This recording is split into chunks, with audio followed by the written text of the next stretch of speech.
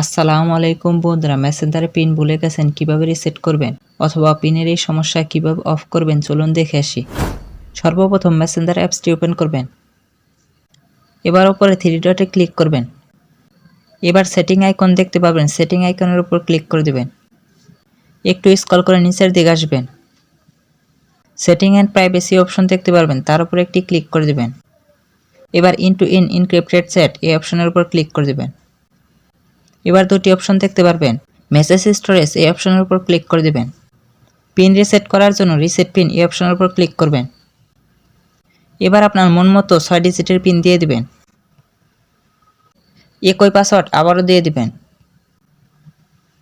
একটু পর automatic pin set হয়ে যাবে। আমাদের পিনটি সেট হয়ে গেছে।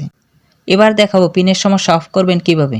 তার আগে কিছু কথা বলে নিই। মেসেঞ্জারে এই পিন অপশন এনেছে যাতে আপনার ফেসবুক আইডি অন্য কেউ হ্যাক করে নিয়ে গেলেও যেন আপনার কোনো চ্যাট হিস্টোরি না দেখতে পারে এবং ব্ল্যাকমেল না করতে পারে।